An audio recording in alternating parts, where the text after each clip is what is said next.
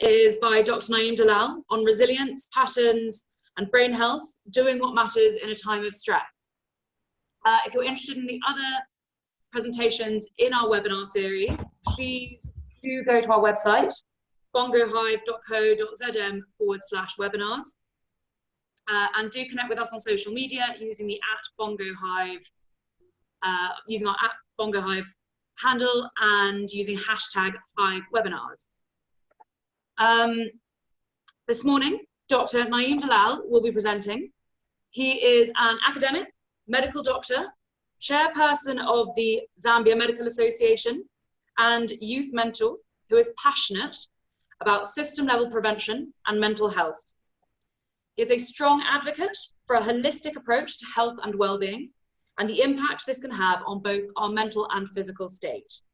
He is also a staunch believer in listening to and incorporating lived experiences with evidence-based science in order to promote necessary change. In his own words, resilience isn't about bouncing back. It's about building yourself up during the good times so you are ready for the bad times. This morning, amongst other topics, we will be discussing grounding techniques, problem solving, self-control, and resilience before we move into questions. Dr. Dalal, thank you so much for joining us, and it's great to have you here. Thank you, Elizabeth, and it's amazing to be part of this. Hope everyone's doing well, and thank you for this opportunity, Bongo Hive. And thank you for that amazing introduction. I just felt, I was just thinking to myself, is that really me? And then I'm telling myself, self-belief is the best superpower. And that's the theme for today, and that's what we're going to go through. I'll dive right into it. Just to let everyone who's tuned in know, we're going to have at least 20 to 25-minute presentation where I'll take you through resilience patterns and brain health and all that you need to know. And then from there, we'll dive into the question and answers. If you have any questions, please do leave them on the comments, and I'd be very happy to discuss them. And also, just to let everyone who's tuned in know, and if you do listen to it later on, you can always tweet at me, @Naeem Dalal, and I'd be happy to continue this conversation. So I'm just going to share the screen now.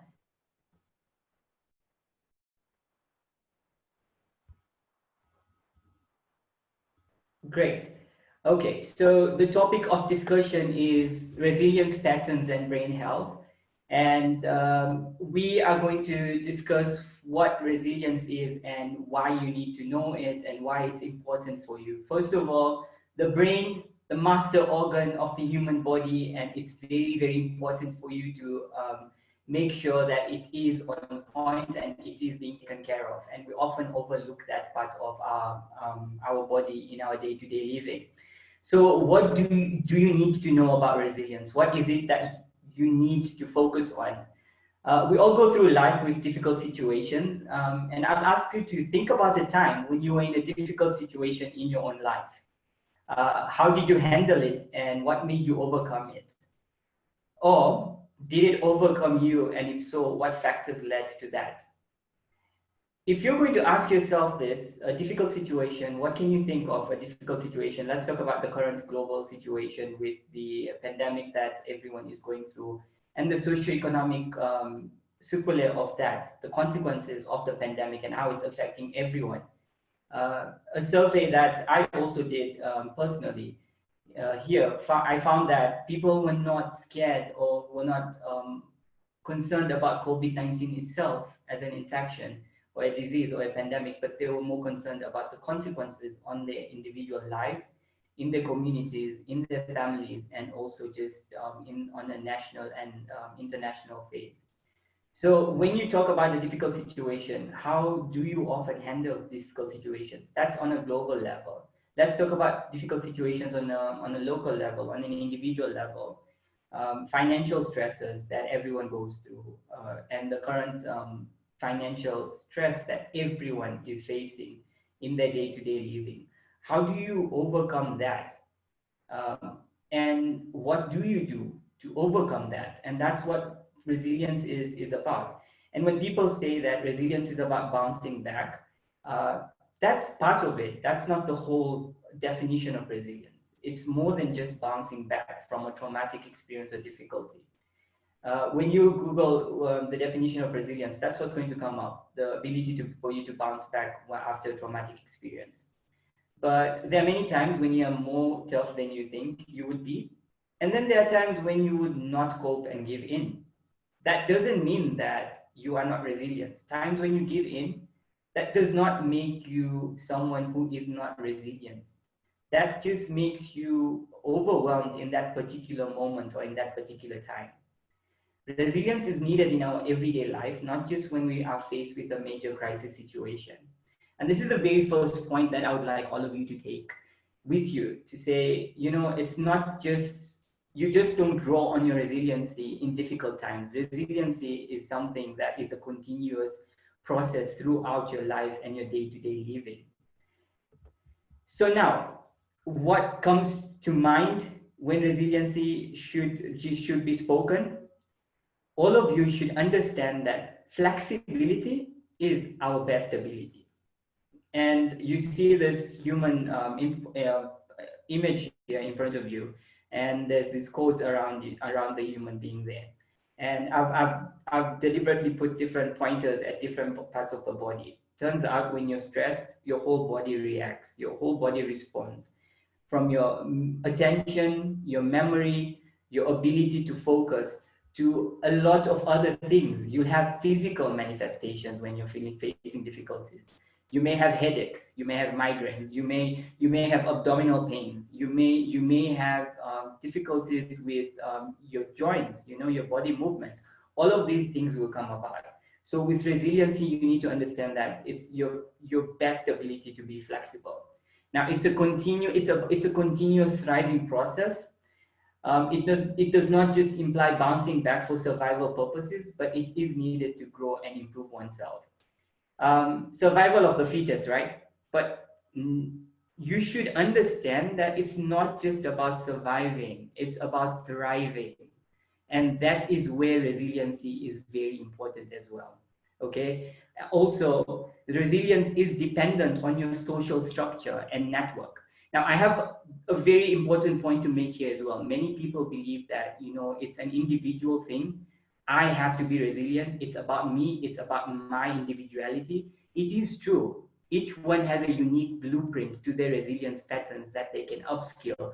But the fact remains, you need a community. You need a support structure. Your network is your whole worth when it comes to your resilience. So if you're talking about business, if you're talking about a business venture that you're going out to, we always say that, you are as strong as your weakest link. Same thing with resilience. You need people around you that are equally supporting themselves and structuring themselves to be better at themselves. That way you are going to be good at who you are as well.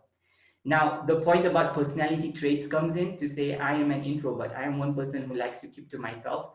But here's the thing, even introverts have individuals that they look to or that they reach out to when they feel overwhelmed.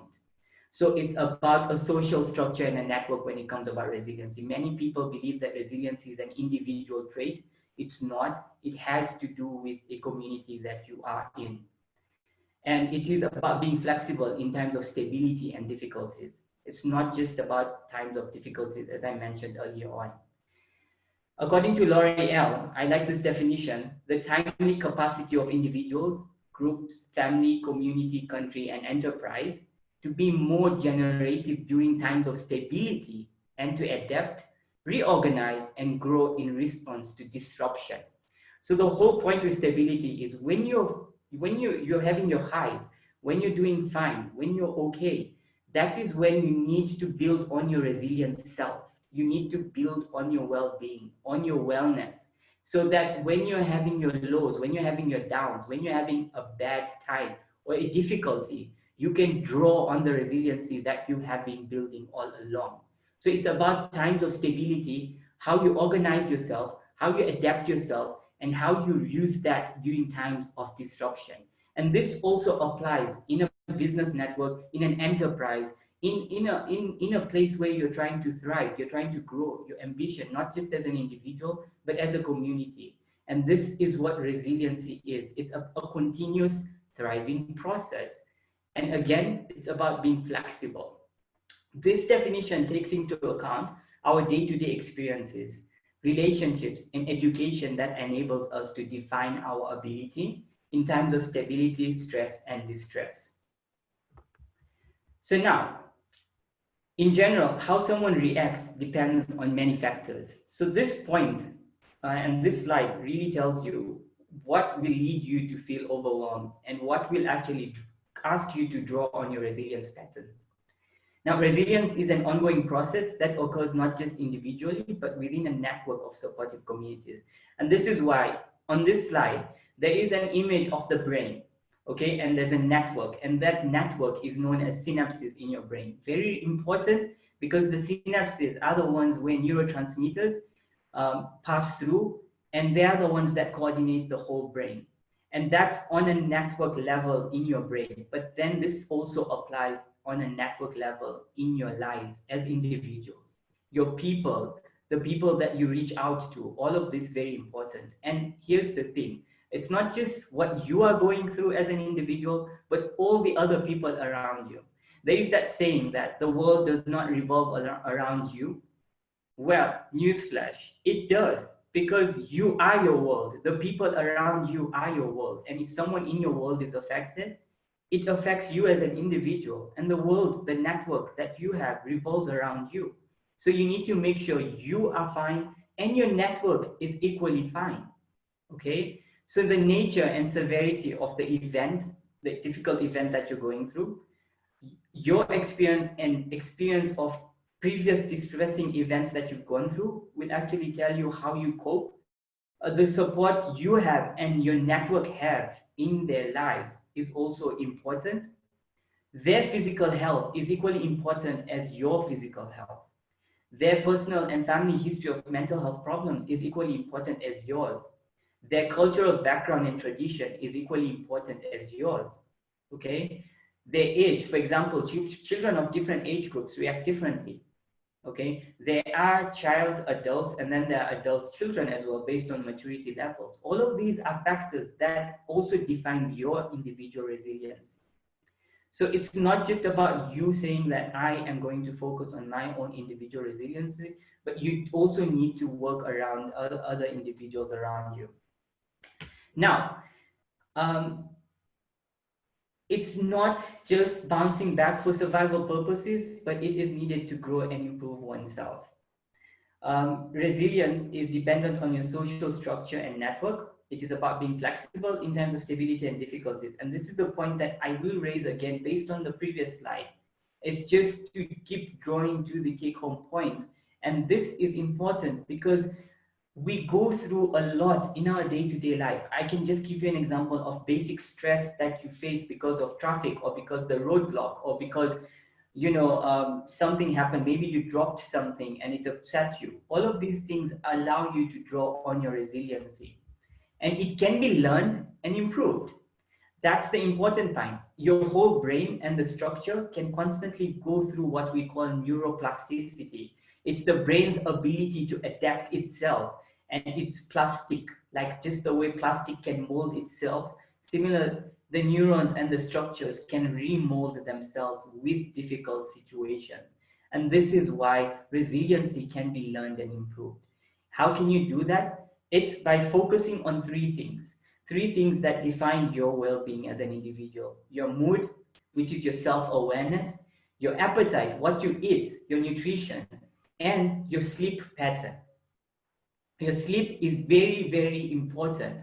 With the world which is moving more towards artificial intelligence and technology, you need to understand that you need to focus on your sleep pattern, because as human beings, we have a biological clock and we are nocturnal. We have to take our rest, and that is at night. We need to sleep. That is how our body is biologically groomed. So that again is a very important point that you need to understand. Now, again, with resiliency, and when it comes to the business structure, financial stresses, and everything around you, you need to identify that it is not just about you as an individual, but it's also about helping other people. Turns out, if you want to build your own resilience, if you're going to help other people, that's also going to help build your resilience. In helping people to cope with problems, Remember that everyone has ways they have managed adversity in the past, but in crisis situations, people may feel overwhelmed with worries. You can help them to prioritize and address their most urgent needs. For example, ask them to think about what they need to address now and what can wait for later. Now, this slide is about if you are in a partnership or in a community where you're doing a particular service, you're providing a particular service, or it's to do with your network, as in your workplace. You need to understand that you also need to help people identify their strengths. You need to put that in the structure, in the organizational structure. You need to have that. It's not just the human resources point of view, but it's also about how much your outputs will be. Encouraging people to use their own good coping strategies to help themselves in current situations, is very important. I'm going to ask this to everyone who's in a partnership in terms of a business network.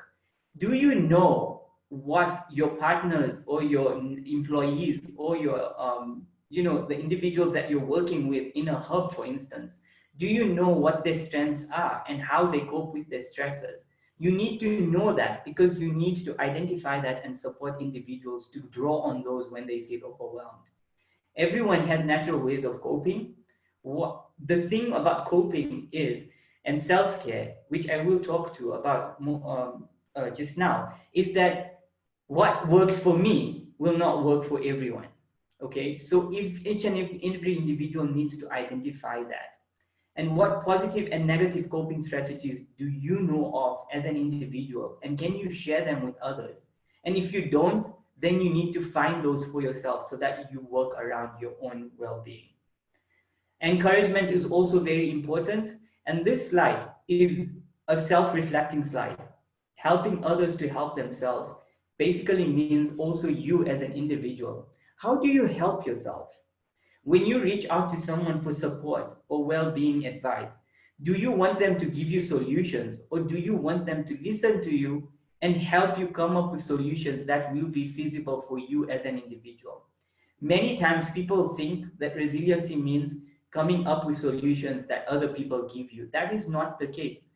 Majority of times, people just want a listening ear for them to communicate and for them to come up with their own solutions, because they already know what the right thing to do is. They just need time to process through it, and preferably with someone who can help them.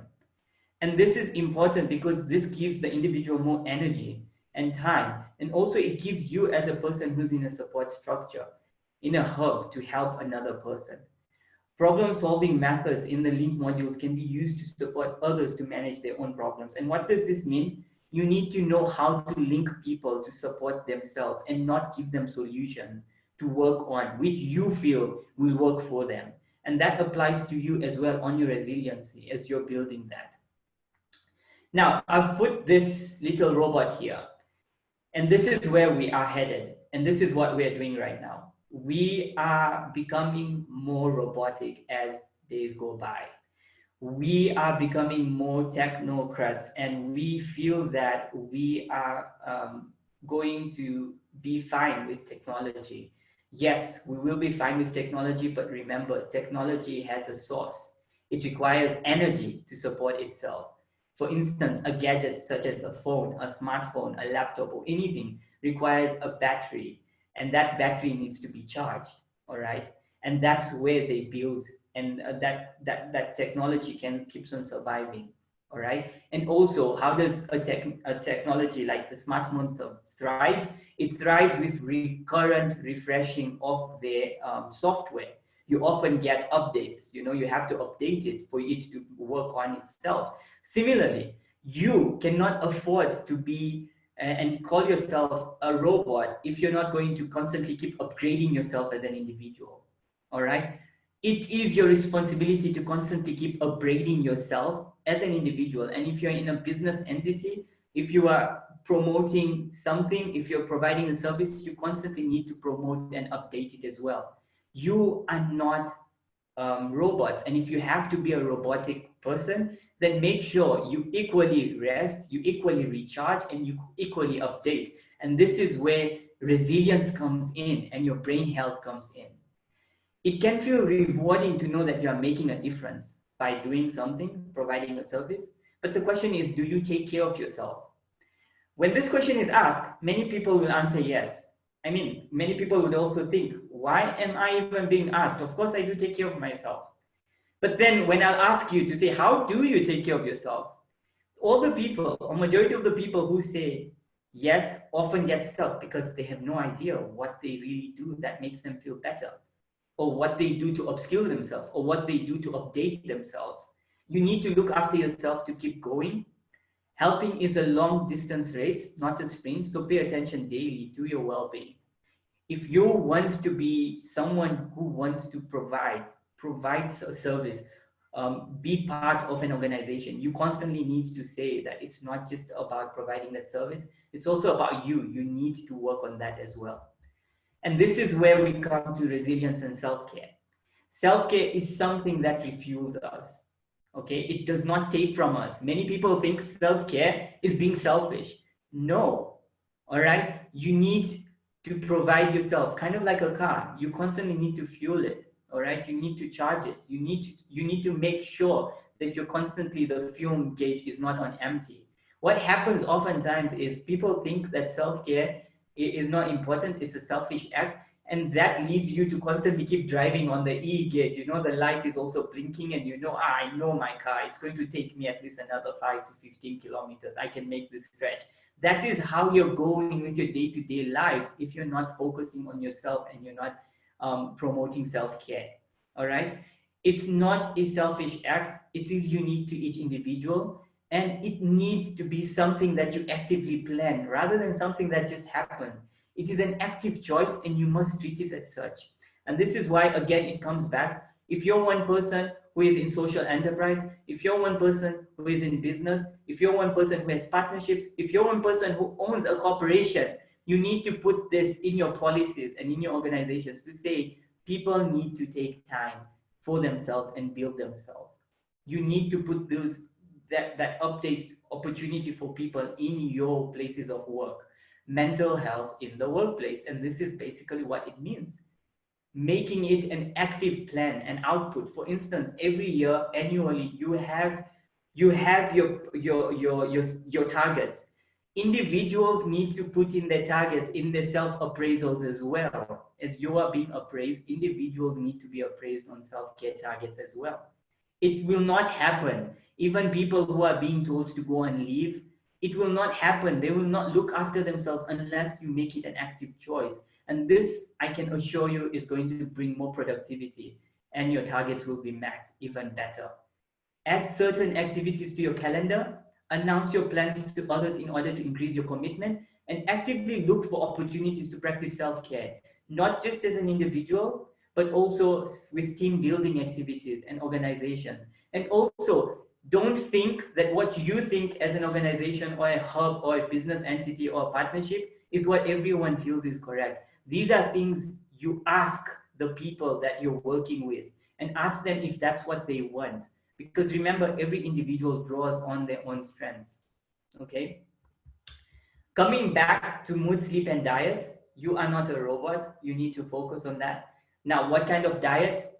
Whatever is available to you. You don't have to go and break the bank to get the best vegetables or fruits. Whatever is available to you, make sure you are constantly providing nutrition to your body. Okay, and this is something that people need to understand. It's not about the best diets that are available. What works for you is going to work for you. You've grown, you are growing yourself, you are growing. You need that diet to be something that you're comfortable with. All right. Another thing is your sleep. Now, I mentioned the body clock that we have as individuals. It's called a circadian rhythm. It's there right at the base of your brain. And turns out this is your biological clock, sleep clock, that is responsible for you to constantly keep updating yourself.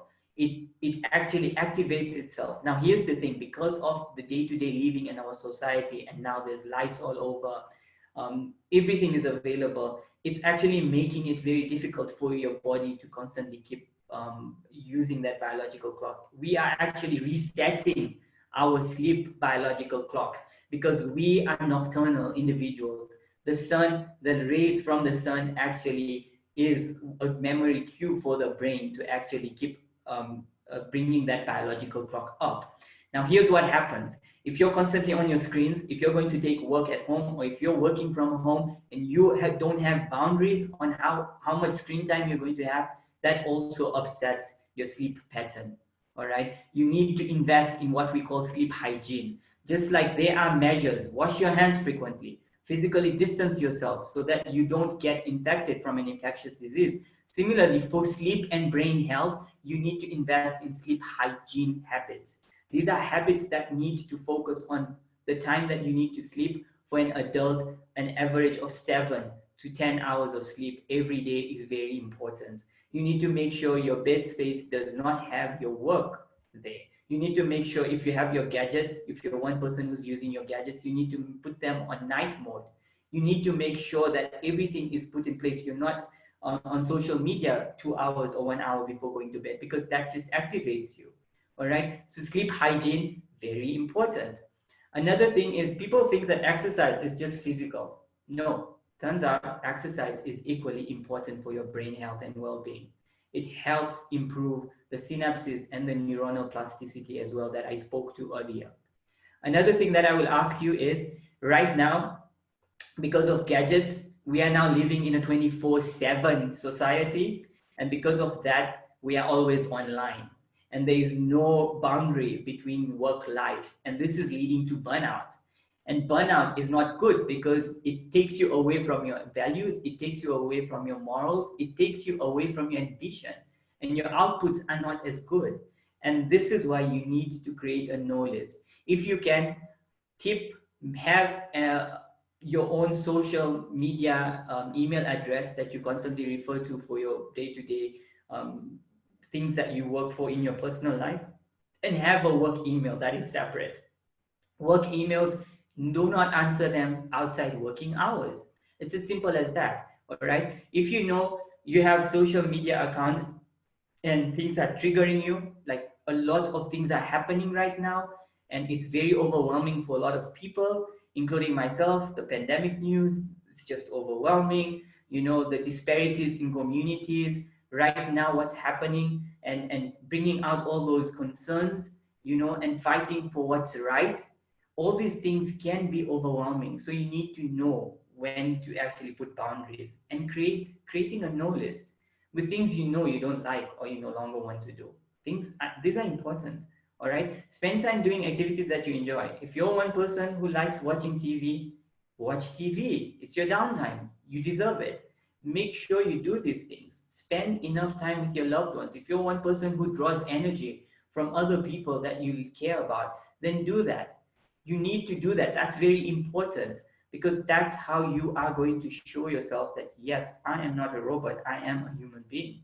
All right. And now let's come to compassion. The thing is, as human beings, we are prone to think about negative things a lot. We often amplify the negative things in our lives multiple fold as opposed to the positive things in our lives. All right. And this is very important. Having compassion for oneself is really no different than having compassion for others. You need to understand that you need to feel compassionate towards yourself. All right. If you want to feel that other people are going through something, you cannot ignore your own compassion. For instance, a homeless person on the street, you can't feel compassion for how difficult his or her experience is if you can't feel compassion for yourself. All right. Similarly, with a lot of things happening in the communities, the socioeconomic standing, hunger, poverty, you know, all these disparities amongst us that are clearly happening, you won't feel compassionate about it if you don't practice compassion on yourself as well. It starts with you as an individual. All right. Compassion involves feeling moved by others, suffering so that your heart responds to their pain. When this occurs, you feel warmth, caring, and the desire to help another person suffering. So having compassion also means that you offer understanding and kindness. Kindness matters. A simple smile really goes and has a ripple effect, a butterfly effect, so to speak. You know, and this is very important. You need to practice that, so that you practice that on yourself, so that you are able to feel for others. And this again builds and draws on your resilience. Okay. And you need to feel compassion for another rather than mere pity. It means that you realize that suffering, failure, and imperfection is part of the shared human experience. Every finish line is a beginning of a new race. Every failure is an opening for you to go in another success. It's not that those rejection emails that you get or everything that you go through in terms of failing is the end of it all. Feel it, feel the failure, own it. Why did I fail? What did go wrong? How did this happen? Build on it through your resilience, compassion. Practice it on yourself. Throw yourself a pity party if you have to. Throw it. It's important because that's what's going to help you bring on the next stage. Okay? And it simply means compassion means to suffer with. You have to feel it for you to build yourself. And it's a form of self care. Having compassion for yourself means that you honor and accept your humanness. All right? Many times people, when we go through bad things and difficult situations, we kind of go into self-pity. We wallow within ourselves, but we don't want to communicate it. Communicate it because that's going to help you feel compassionate towards yourself. All right? Also, another thing on this slide that I would like to ask everyone to focus on is tell yourself this is really difficult right now when something bad is happening, and ask yourself, how can I comfort and care for myself in this moment?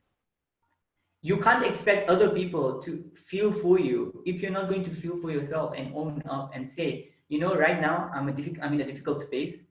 I'm feeling so and so, and I need help. And this is something that I really like that Beyonce Knowles mentioned in her class of 2020 graduate speech on Sunday, where she spoke about men and stereotypes and the lack of men wanting to be vulnerable.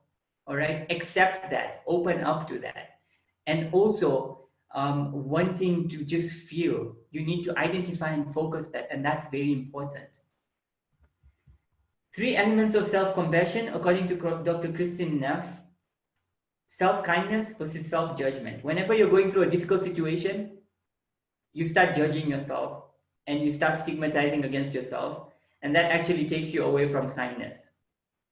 Focus and lean towards self-kindness. Move away from self-judgment. Second is common humanity versus isolation. You often think, why me? Why am I going through this? I'm the only one who always is handed this, versus common humanity, thinking about it as a bigger picture. I am going through this. How many other people are equally going through this, and how can I make this a collective human experience where I can share it with someone and maybe someone else will give me tips on how to handle this? Mindfulness versus over-identification. Many people think mindfulness is about, just focusing and being Zen. No, mindfulness is about identifying your difficulties and wondering and making it about how do you help yourself. Focusing on the negatives that you feel overwhelming you and trying to make them into positives is what mindfulness is about. Taking time out to figure that out. And all of these things, again, is also important in an organization at all the levels, from top bottom to bottom down. All right, self-kindness in a hub, in a network, is also important. Common humanity is also important, and mindfulness is also important.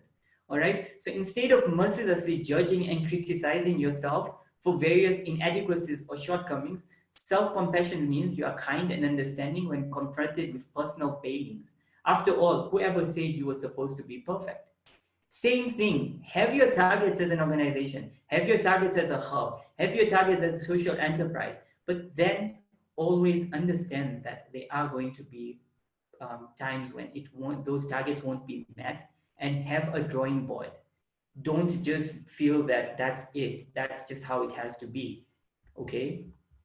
So self-kindness versus self-judgment, I mentioned this, and I'd just like to stress that it's when this reality is accepted with sympathy and kindness, greater emotional calmness is experienced. And this is the main point with self-kindness. You need to understand that to yourself. Don't look at yourself as a self-criticizing person, and don't judge yourself. All right? It's life. Nobody said it's going to be easy, but yes, you can make it easy for yourself and for others around you if you practice self-care and self-kindness. Now, everything that I've said that, resilience is a thriving process. It's a continuous process. It's not just about bouncing back from a difficulty, but it's about stable times and how you build on that. I've also talked about, it being brain health, your mood, your sleep, and your appetite being very important. Now, how do you go about it? Let's talk about organization. How do you carry out problem solving with staff that are going through something difficult? All right, you need to identify and use what we call the circles of control. So if you look at the image here, there's the core, which says what I can do right now. Then outside, in the middle ring, there's in my control, and finally outside my control. Here, it simply means you need to know what things are in your control. The socioeconomic situation right now, everyone is going through financial stress. What I can do right now about it. Is it possible for me to cut down certain expenses that I had? Okay, is it possible for me to downgrade on my data bundle? Okay, is it possible for me to actually let people work from home right now because they don't have transport to come to work and the output is still the same from home? These are things that you can ask yourself. In my control, what is in my control? Frequent checkups. I can check up on my employees. I can check up on my hub members. I can check up on them and ask them how they are doing. All right. And deeply listen to them. Outside my control, I can't go and bring the dollar or the financial situation back to its normalcy. That's something that is beyond me. That's beyond my organization. And these are things that people need to understand. Circles of control. At an individual level, what can I do right now? I'm overwhelmed right now. I'm not going to see another person. I need to calm myself down, or else I'm going to be angry and I'm going to get frustrated with them. In my control, I'm going to make sure I sleep well. I'm not going to let it affect my sleep. I'm going to make sure my nutrition is okay. I'm going to make sure I'm more aware of how I'm feeling and communicate that. Outside my control, I know I'm stressed. I know I have financial stresses. I know my friends are going through a lot. I can be there for them, but I cannot give them solutions because I'm equally overwhelmed. And this is what's very, very important. And this is how you build hub resilience and individual resilience. Another thing that I'm going to ask you to do is invest in your emotions. Do you know that there's actually 7 universal emotions? 7 emotions that no matter where you are, no matter what culture, no matter what background you are from, we all experience. Happiness, sadness, anger, surprise, disgust, contempt. These are emotions. Even a person who is born blind, who is born deaf, all of these people can still express these emotions facially. You need to identify these as an individual. You need to invest in them. When you're happy, what do? Some people, when they're happy, they actually spend recklessly. Some people, when they're sad, they go into self-pity, they isolate themselves. That is a normal thing, all right? Other people do that as well, but knowing what boundaries, what's a positive way to cope with my emotions, and what's a negative way to cope with that, all right? You need to know those things. You need to invest in that as well. And this is where emotional intelligence comes in, and this is a skill that is considered to be part and parcel of the future of jobs. As we go into the industrial revolution of technology, we can't go into that without investing in emotional intelligence. If you're not going to invest in your emotions, you are going to end up with what we call an emotional storm. And the experiences are so intense that you actually bring that energy and make it a toxic environment for you as an individual and everyone that is around you. Now, how do you get out from this emotional storm? There's this concept from a publication from the World Health Organization that I'd ask all of you to read. It's on their website. It's access to everyone. It's called What to Do in Times of Stress. Okay, and this is a concept called unhooking yourself. Think of a hook, all right? And what does a hook do? It hooks whatever comes in its place. For instance, the hook that where we put our coats or jackets at the back of the door, the fishing hook, it actually hooks you, all right? Now, you need to unhook yourself from negative thoughts and emotions. When something is on a hook, it cannot get away. The hook traps it.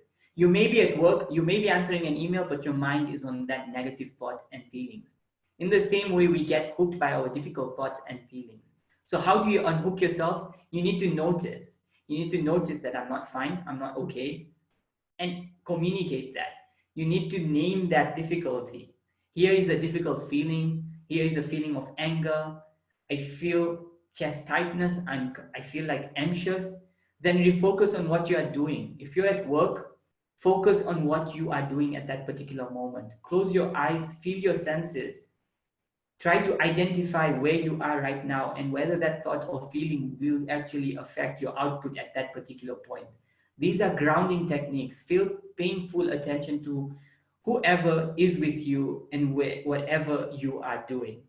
And this is something that everyone needs to practice. And also in organizations, this should be something that I would feel would actually be beneficial. So this brings me to the end of my talk.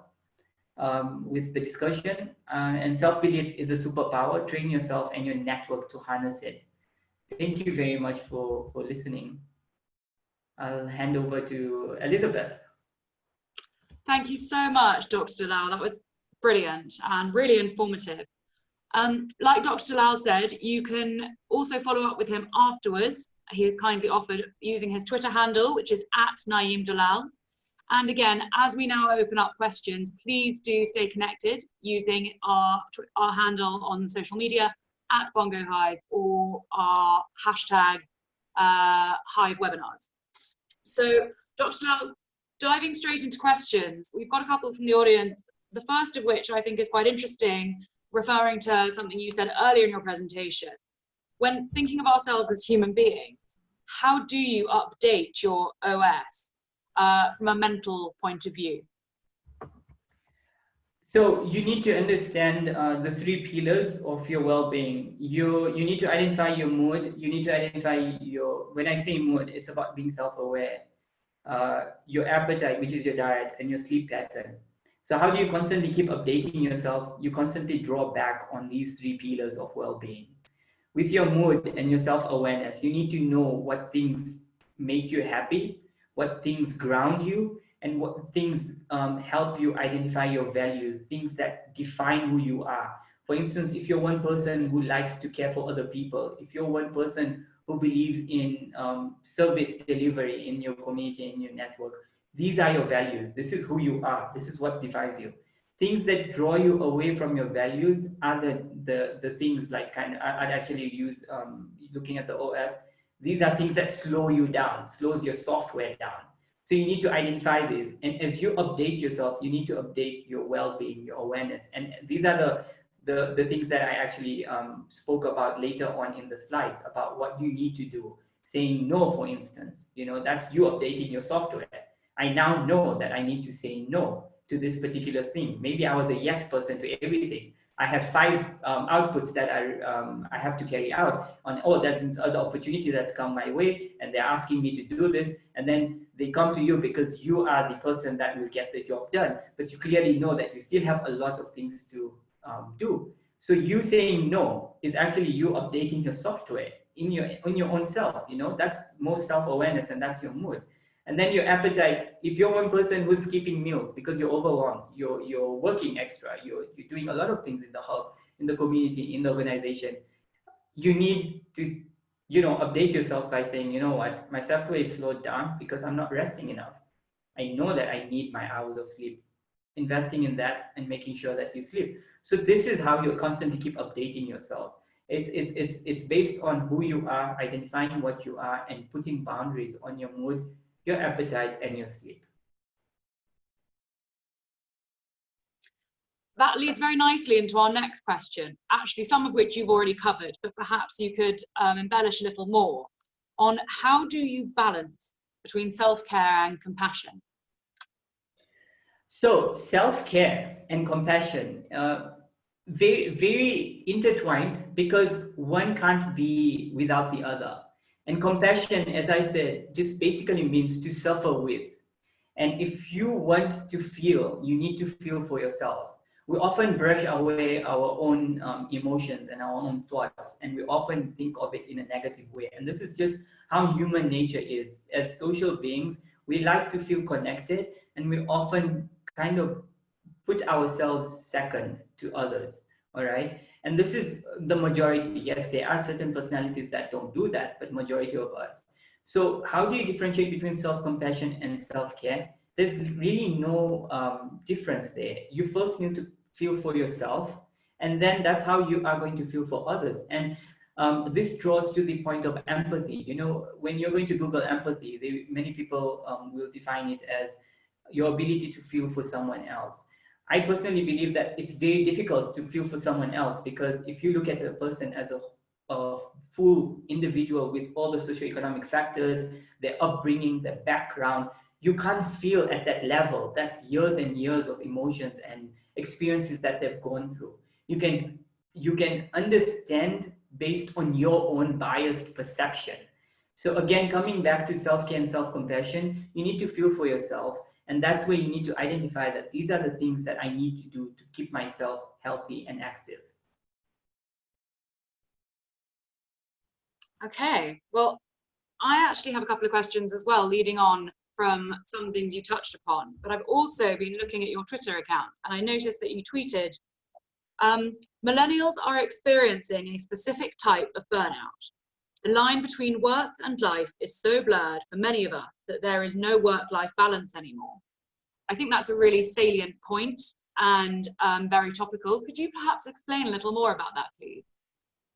Yeah, so I came across, so I'll give to my experience and my network's experience. I realized that a lot of us are very overwhelmed, and a lot of us feel the need to keep doing and keep providing service, not just in healthcare, but also my network outside healthcare.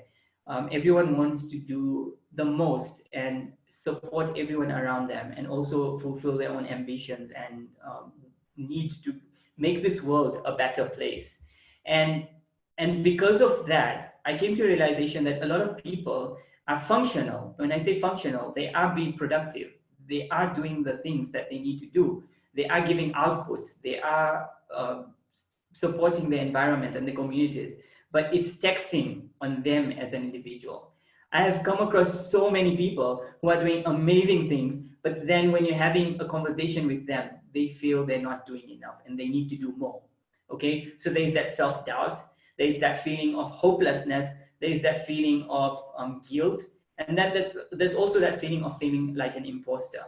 So I decided to kind of put that into an understanding. What would you label this? And I came across the term burnout, but then with burnout, it's not a recognized medical condition per se. And then I came across the statistics of how the millennial generation and now the Gen Zs are actually going through this often and very common. And everyone will feel like they're not doing enough. They just feel like they need to do more despite them doing a lot. And that's how I came across this BuzzFeed article by Anne Helen that talks about millennial burnout. And when I read that article, it resonated with every experience that I've personally had and a lot of my network has had. And so I decided to tweet about it based on my experience, talking about we're online 24/7. We're always expected to be available, whether it's work, emails, social messages, or looking for love. It doesn't even stop on a holiday. You know, one of the biggest signs you're suffering from this is what we call errand paralysis, where minor tasks such as going to the bank or replying to that text or email feels impossible. And this is something that I actually feel, where, I've actually gotten a text and I know it's just a simple answer, but I feel like I'm not going to do this right now because it's going to take away from something else that I'm doing. And it really makes it a chore. Or simply going to buy your daily basic necessities feels like a chore. Like, I can't do this. I'm feeling overwhelmed. And this is why I actually tweeted about millennium burnout and why people need to feel it. Because if it's like kind of slowing down your OS, going by the metaphor of being a software, it kind of brings you down such that you're not focusing on who you are and what you truly want to do. I suppose also moving on from millennials specifically, you mentioned Beyonce Knowles Carter's speech for the graduates of 2020, which I've watched and enjoyed enormously. Are there any other themes within that which I think add on resilience? You know, what are the messages that actually follow through on what you were saying as well? Yeah, thank you. And it was a brilliant, amazing, and kind of like she spoke about so many themes and she actually just put it in terms of the perfect ingredients for the best meal that we need right now. In terms of, she spoke about many, many themes that are global. When I say global, it's not just global, but it's also affecting each and every individual on a local level. She speaks about resilience in that speech that I personally feel is very important. And she talks about be kind, be brave, but most importantly, be you, be authentic. She talks about collective hearts. She talks about positive action. She talks about wheels of change that come about when you identify who you really are and bring your network to that. She also talks about education. And I like that she spoke that she didn't get the opportunity to going through an education per se, but then she still made it through because of the upbringing and the support she got from her parents. And you need to identify that. That's what many people actually need to understand. That it's about the community and the network that you have as well, which has to do with resilience. And also, I also like the fact that she brought about things like, male-dominated society, but then she also speaks about how men are stereotyped to be not show their vulnerable side. So all these things really just brings in the whole concept of, resilience is not just about bouncing back, because I can bounce back as an individual, but if my community is not strong and well, how am I going to bounce back? So I really feel, and I really recommend everyone to watch that. I also ask you to read it. And every time she mentions you, the word Y-O-U, you, try to reflect. Don't just read it or don't just listen it, but try to reflect. It's a graduate speech for 2020 graduates, but I feel everyone at any level will actually resonate with it. Absolutely. There's actually a point which she makes when she talks about setting up her own business. And she also celebrates at the beginning of her talk how she didn't go to college. And I suppose I wonder, a familiar feeling for many of us is that feeling of imposter syndrome. Am I ready? Am I the right person to do this and lead this?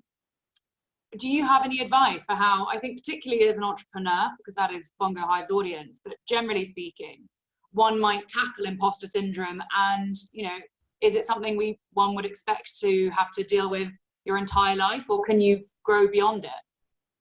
Another beautiful, powerful woman that I'm going to quote is Michelle Obama. And in her book, The Becoming, she speaks about how, it's not that she's someone who has a loud voice. It's that she had to go out and speak because she had all the right things to speak about. And this speaks to individual imposter syndrome. You need to understand that it's real. You need to understand that you will feel overwhelmed. You need to understand that you may feel that you are not doing enough. But as I said, the world revolves around you and your world is your network. And you need to identify that through your network. You need to constantly keep checking in yourself, and you need to ask. You're not asking for validation. You're asking for structure and support from your people that care for you, and they will guide you. And I speak this with utmost respect for my field, because I'm one person who identified the mental health gap, and I'm trying to work towards that. But I still constantly feel like, am I enough, or am I doing the right things? All right. And the only way I constantly keep getting that feeling of not doing enough kind of out of my way so that I can focus is constantly going back and drawing back on the people that I work with and structure myself, and ask them to say, I feel like this is not a good idea, or this is not good enough, and I'm not good enough. But then the people around you who I care for and who care for me actually structure that in me to say, you know what, you're doing the most. So keep doing what you're doing. Yeah. And that's the advice that I'll give people, to say, don't stop. Resilience is about your social network as well. Build on that. And in your network, as an entrepreneur, reach out to mentors, and reach out to the mentors that want to invest in you, and not the other way around. Okay, many people think that if I'm going to go to a mentor, it means I'm taking time from them. No, no, no, no. Turns out mentorship is more about what that other person is actually gaining from you as well. I think that's really true. And something else you talked about is there are obviously those big events that can be stressful, not just for entrepreneurs, but for anyone. But I also think there is that corrosive nature of the little things that can get on top of you, the day to day. And I think especially now in this very strange time, you know, socioeconomic concerns are, I think, in the back of everybody's mind.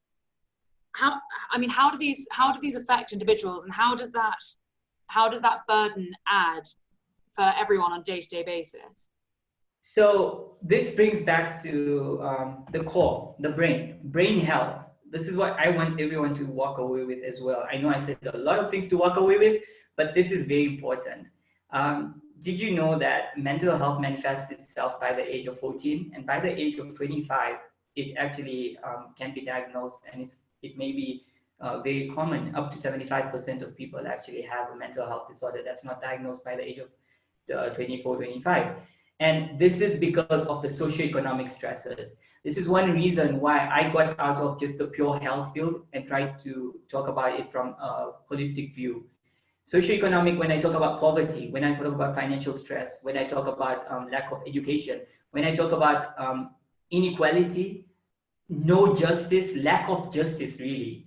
All of these things are recurrent day-to-day stresses. If you don't handle them as an individual, what these day-to-day stresses end up doing is become chronic, and they actually go and affect your brain's ability to constantly mold and survive. It affects the brain-derived neurotrophic factor, which is responsible for your brain to constantly keep regenerating in terms of neuroplasticity. And BDNF is very important for you to cope with stress.